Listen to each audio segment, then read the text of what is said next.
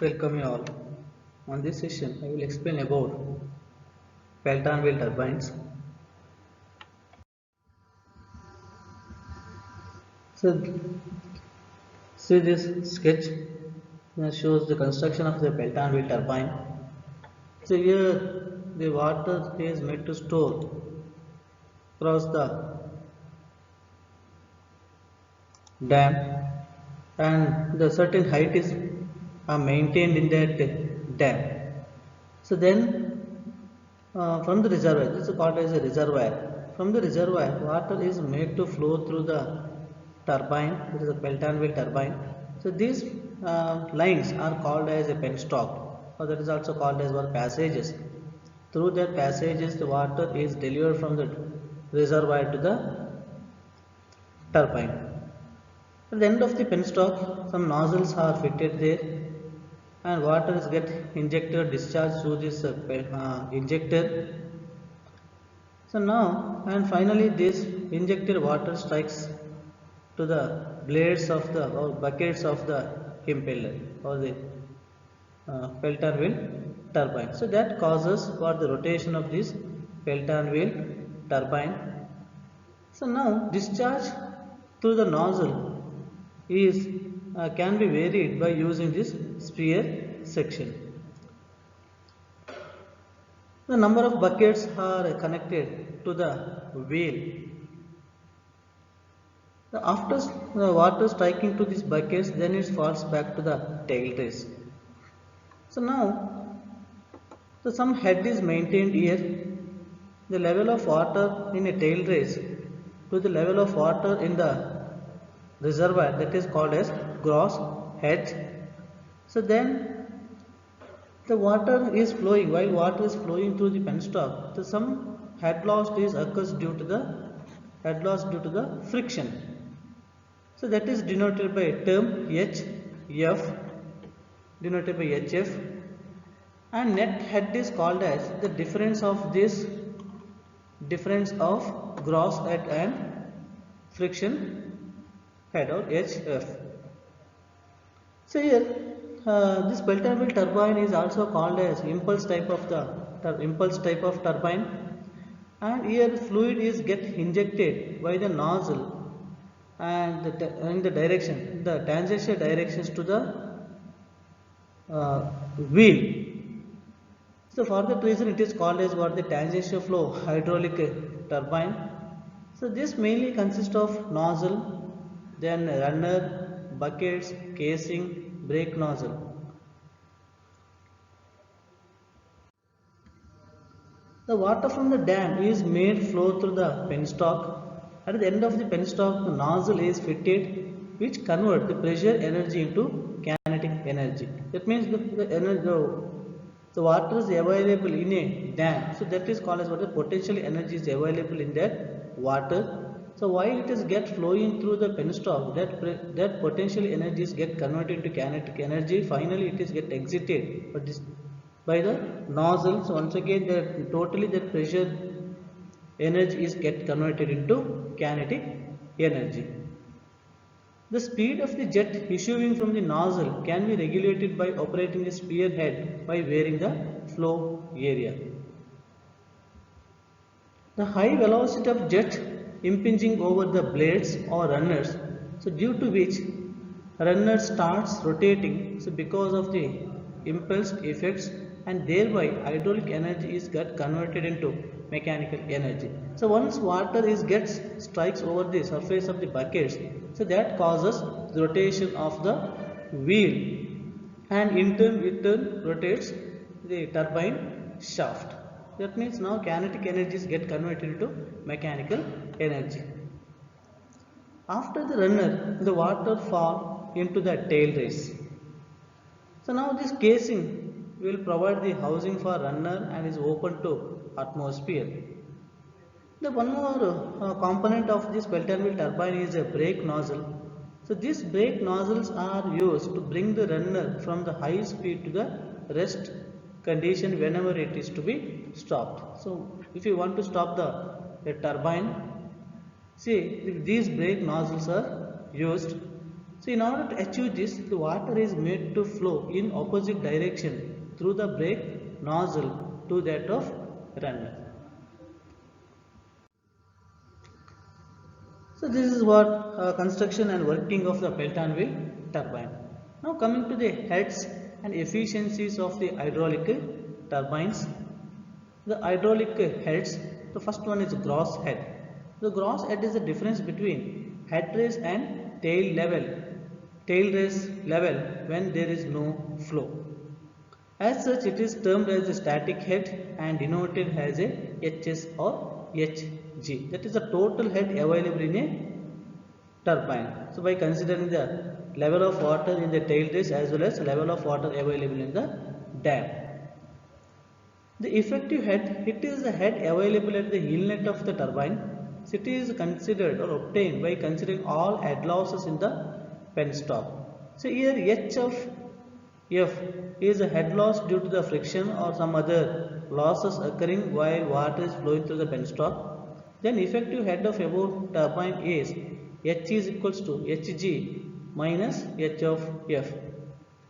Then coming to the efficiencies, the first one is the hydraulic efficiency, volumetric efficiency, mechanical efficiency and overall efficiency. So these are the four different efficiency terms are connected to the hydraulic turbines.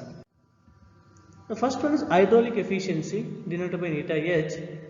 So it is a ratio of power developed by the runner to the water power available at the inlet of the turbine. This is a power developed by the runner, that is a mechanical power obtained at the end of the turbine shaft to the water power available at the inlet of the turbine. So here it is given by eta H is equals to m by Gc u1 Vu1 plus or minus u2 Vu2 by m dot Gh. So here m represents the mass of flow rate. The mass of flow rate. The mass of the flow rate is also taken as a the density into discharge by the definition of what density. The density is equals to mass by volume. So here volume represents volume flow rate of fluid, that is discharge Q. So for that reason this expression becomes rho Q u1 Vu1 plus or minus u2 Vu2 by, so once again in denominator also the mass flow rate is given by rho into Q then G H. This is also termed as ratio of H of E to H. Volumetric efficiency. So it is the ratio of quantity of water actually striking the runner to the quantity of water supplied to the runner. So the water is get discharged through the nozzle. So in that some portion of the water may slip off without making contact with the buckets. So that represents what? The loss of energy. That represents the loss of energy. So for that reason the volumetric efficiency is the ratio of quantity of water actually striking the runner to the quantity of water supplied to the runner. So that is given by Q of A by Q of theoretical. That means actual quantity of water striking to the buckets, that is given by Q of A, and Q of theoretical, that is the quantity of water discharged through the nozzle. So then Q of A is equals to Q minus delta Q. So here delta Q represents amount of water that slipped directly to the tail race without making contact with the buckets. Mechanical efficiency. It is a ratio of shaft power output by the turbine to the water power developed by the runner. So that is equals to ratio of shaft output power to the power developed by the runner and shaft power is denoted by SP, and power developed by the runner is rho Q U1 VU1 plus or minus U2 VU2 by G. Then overall efficiency, it is a ratio of power output, shaft output power by the turbine to the power available at the inlet of the turbine. So that is equals to overall efficiency is equals to ratio of shaft output power to the water power at inlet. The shaft power is given by ESP and water power at inlet is given by rho Q GH. And once again, these overall efficiency is also calculated by using some relations, that is the product of hydraulic efficiency into volumetric efficiency and mechanical efficiency, and some more overall efficiency is also given by hydraulic efficiency actual into mechanical efficiency. Such as this sketch or figure shows the various efficiencies of the power plant. So now meter H, the hydraulic efficiency is measured from the inlet to the this output shaft or turbine output shaft, and here is the inlet. Then mechanical efficiency is actually the output shaft of the turbine is get connected with the generator shaft, so that these two shafts are interconnected by means of the couplings. So now some portion of the power is lost due to the friction while it is get transmitted from the turbine shaft to the generator shaft. So that efficiency is called as mechanical efficiency. In this diagram, the generator efficiency is taken as a 100%, that is a 1, but in actual practice this generator efficiency is not 100%.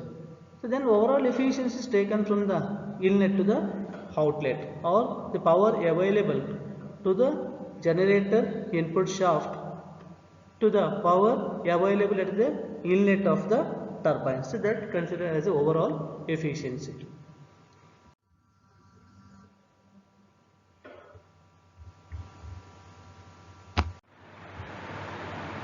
So now work done by the Pelton wheel turbine. So this figure shows the inlet and exit velocity triangle for the Pelton wheel turbine. So now waters get injected by the nozzle, so that water strikes to the buckets, then it is flowed through this buckets and finally it is get exited here. So here the V, the term 1 represents the inlet velocity triangle, the 2 represents the components at exit velocity triangle.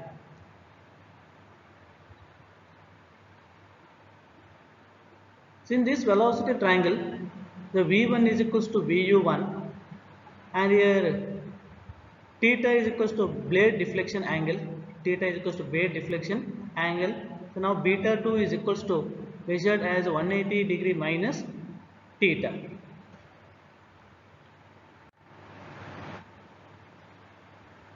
So from the velocity triangles, the work done is given by U into VU1 plus VU2 by GC, and we can write this expression as U into VU1 plus, and VU2 is written as V1 minus U cos beta 2 minus U.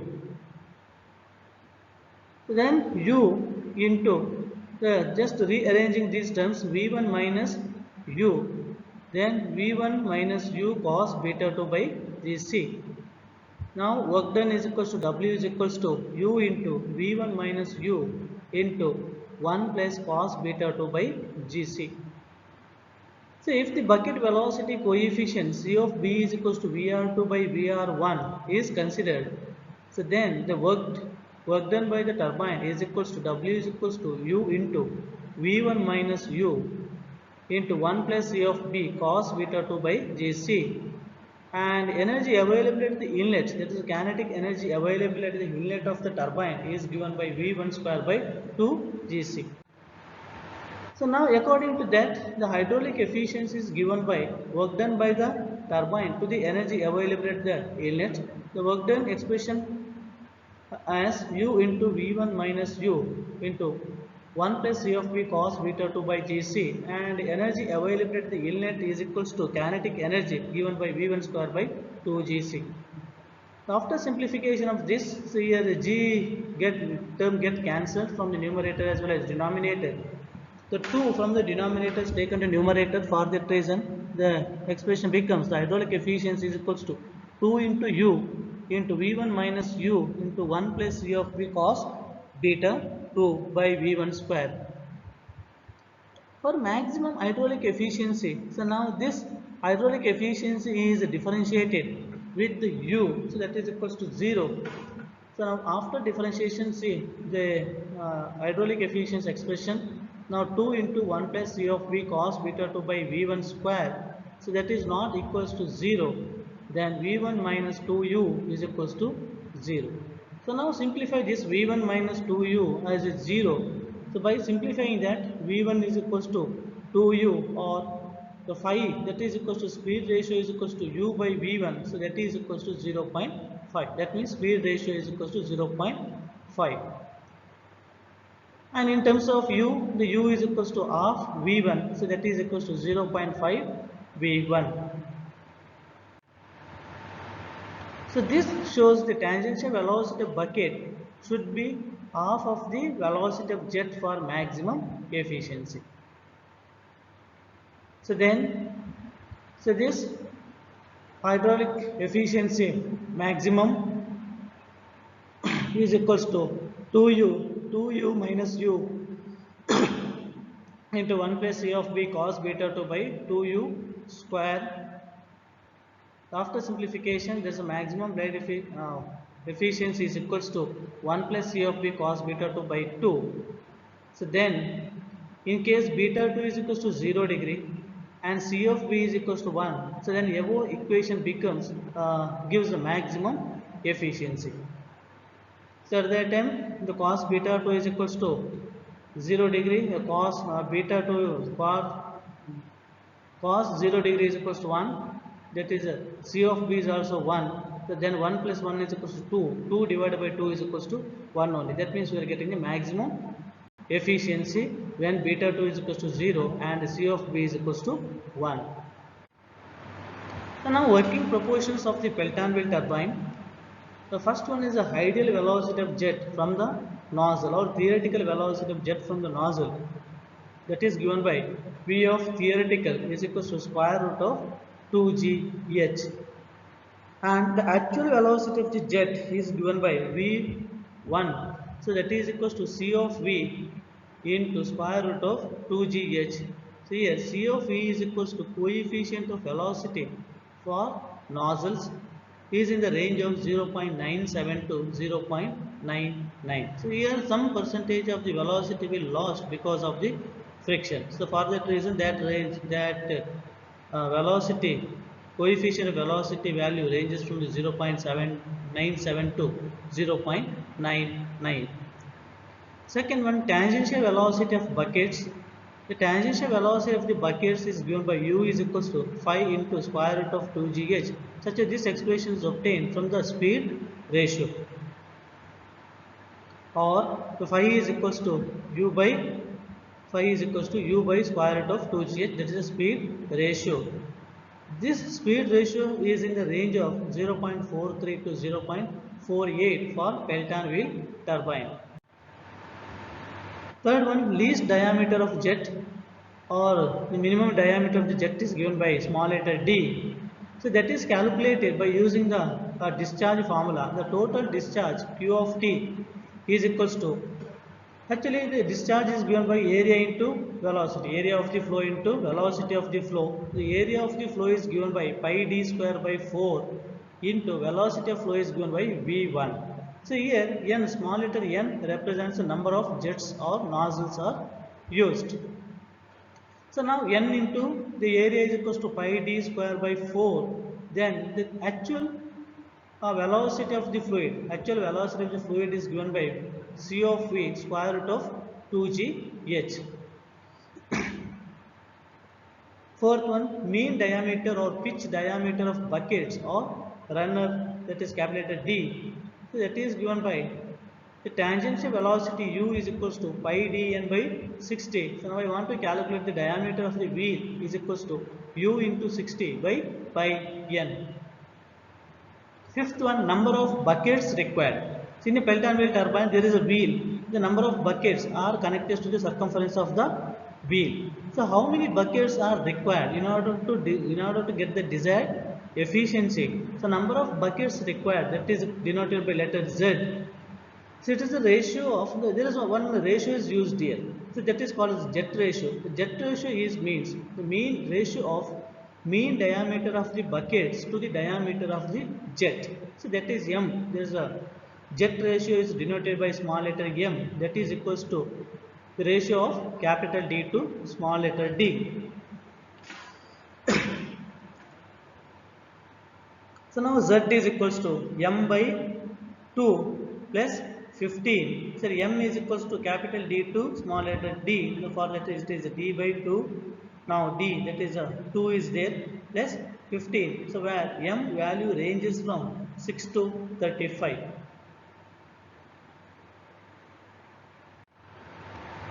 So this is the description about the Pelton wheel turbine.